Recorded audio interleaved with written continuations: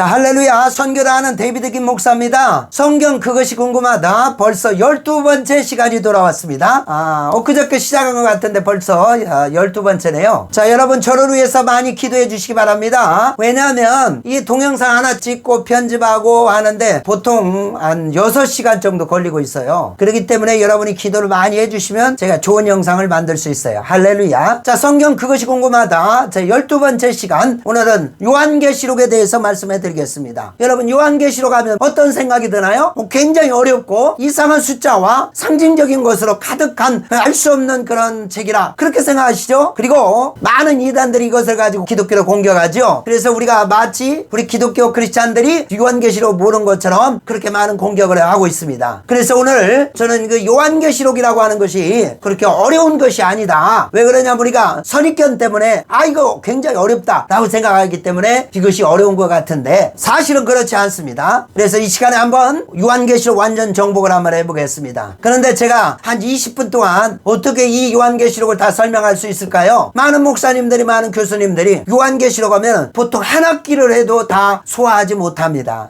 그런데 내가 요한계시록을 푸는 아주 간단한 방법이 있어요. 저는 이 요한계시록을 3가지로 풀 수 있어요. 첫째는요, 천년왕국으로 푸는 방법이 있고요. 두 번째는 7인, 7나팔, 7대접을 이해하면 다 풀려버립니다. 그리고 마지막 3번째로 요한계시록을 풀 수 있는 3번째 방법은 바로 전쟁을 이해하는 것입니다. 그래서 저는 오늘 본편에 들어가기 앞서서 우선 천년왕국으로 푸는 방법을 한번 잠깐 다루고 우리가 해야 될 전쟁에 대해서 얘기를 해보겠습니다. 자, 여기를 봐주세요. 앞으로 시대에 천년왕국이라는 것이 있다. 그런데 그 천년왕국을 3가지로 볼 수가 있어요. 천천년설, 후천년설, 무천년설이 있는데 어떻게 그것을 나누냐? 이 자가 천년왕국이라 한다면 이 천년왕국 전에 예수님이 오신다. 그러면 천천년설이고 천년왕국 뒤에 예수님이 오신다. 그러면 후천년설. 그 천년왕국이라는 것은 없다. 교회 시대다. 교회가 천년왕국이다 라고 하는 것은 무천년설입니다.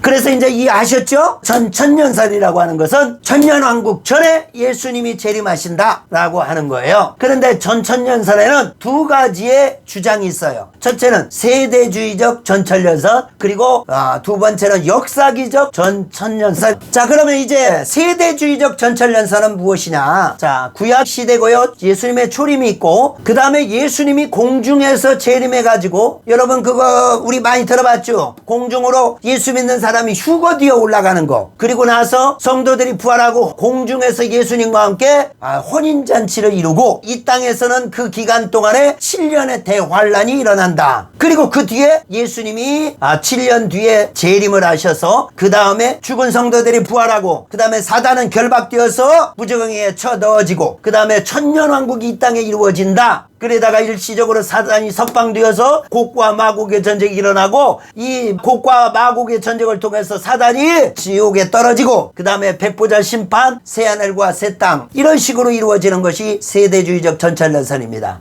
이거 중요한 건 아닌데 여러분들이 그냥 참고로 알고 있으면 좋습니다. 그런데 이 세대주의적 전천년설의 문제점이 뭐냐 말하면 바로 여러분 이 예수님이 2번 재림한다라고 하는 그런 문제점을 가지고 있어요. 자, 그런데 예전에 우리 세대가 아니라 우리 아버지, 할아버지 세대에 목회를 했던 많은 분들은 이 세대주의적 전천년설을 많이 주장했어요. 왜 그러냐면 예전에 스코필드라고 하는 관주 성경이 있었는데 그 스코필드 관주 성경에서 바로 이 공중 휴거와 혼인잔치 그리고 7년 대환란을 거기에서 이것이 알려지기 시작해서 수많은 사람들이 이때 당시에 이 세대주의적 전천년설을 가지고 중심적으로 설교를 하고 성도들을 가르쳐 냈던 거죠. 여기서 가장 중요한 것 중에 하나가 무엇이냐면 바로 이 교회라고 하는 것이 공중으로 휴거되기 때문에 7년의 대환란을 거치지 않는다. 이 땅에서는 엄청난 대환란이 7년 동안에 물론 7년이라고 하는 숫자는 상징적인 숫자지만 일정 기간에 엄청난 대환란의 기간이 거치지만 성도들은 어떻게 해요? 공중으로 휴거되어서 예수님과 함께 혼인잔치를 하기 때문에 7년 대환란을 거칠 필요가 없다라고 얘기하는 거죠. 그러면 너무나 좋지요. 근데 문제점은 이게 아니면 어떻게 할 거예요? 그러면 성도들이 7년 대환란에 대한 준비가 없잖아요. 그렇기 때문에 성도들을 자칫 잘못하면 이런 환란에 대한 대비를 시키지 못한 단점을 가지고 있어요. 그리고 예수님이 두 번 재림해야 되기 때문에 이게 성경적이지도 않습니다. 그래서 요즘에는 이 세대주의적 전철연설을 주장하는 사람들은 많지 않습니다. 다음은 역사기 전철연설입니다.